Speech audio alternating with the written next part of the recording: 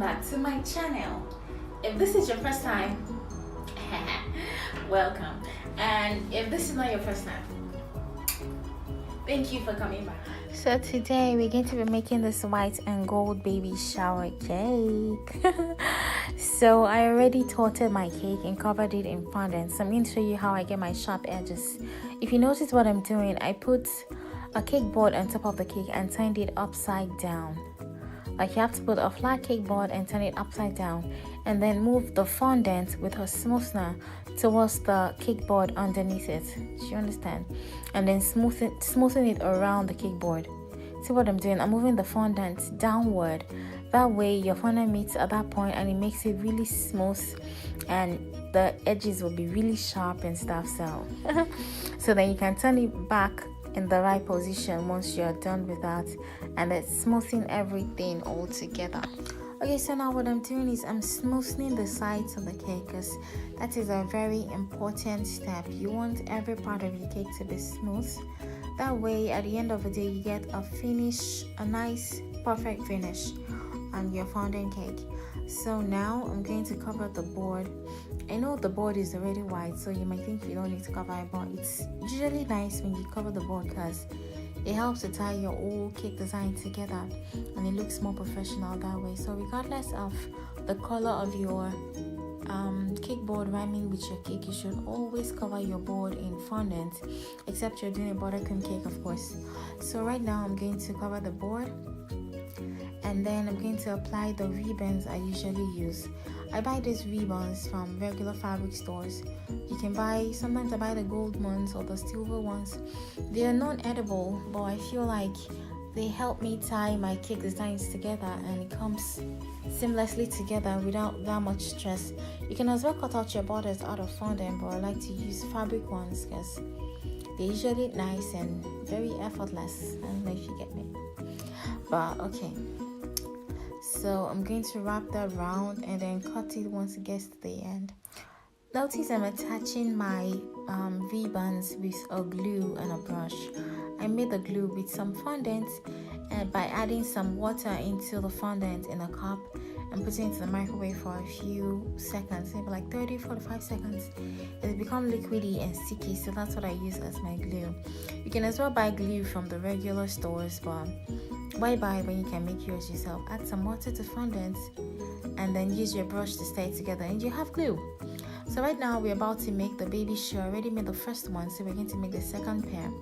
Notice I already cut out the sole of the second pair in the shape of a baby shoe. Just try to make it the same size as much as possible, and then you should cut out the parts where you're going to lay over that sole to make a baby shoe. I don't know if you get, just look at what I'm doing and you understand what I mean.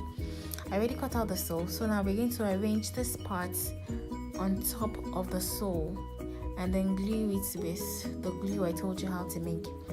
So once you glue that, cut it with the scissors, and make sure when you're using a kitchen scissors, you use that scissors for just kitchen stuff.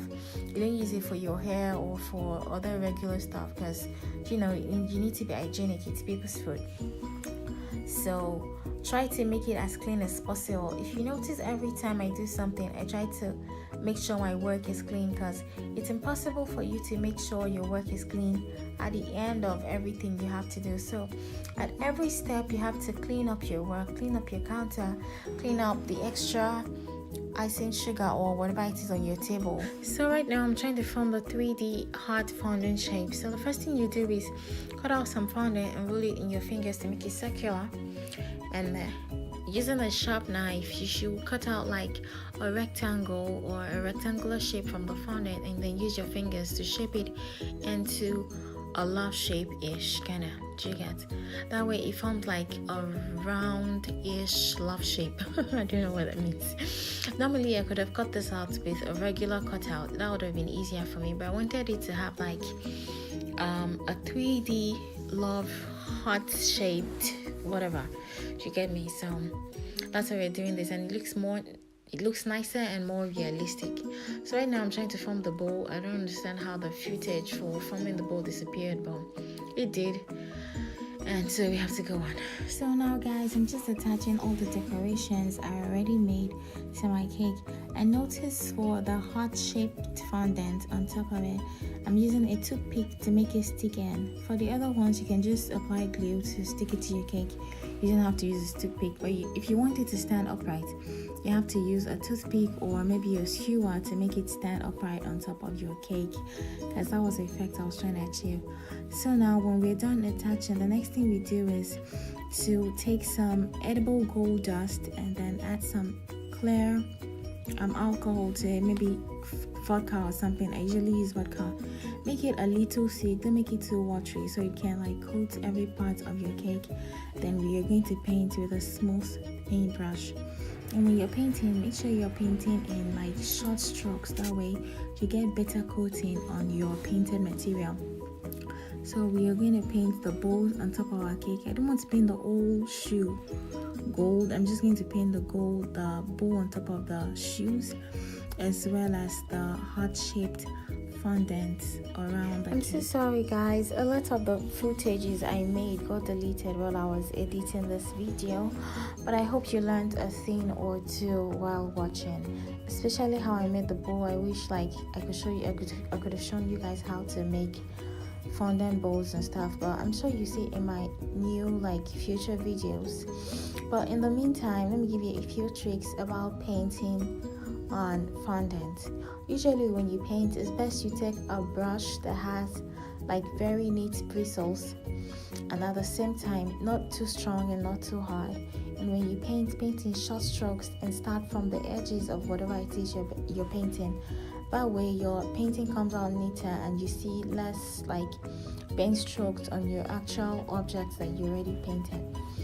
Okay, so thank you guys for watching, and make sure to subscribe and share and like, and I'll see you next time.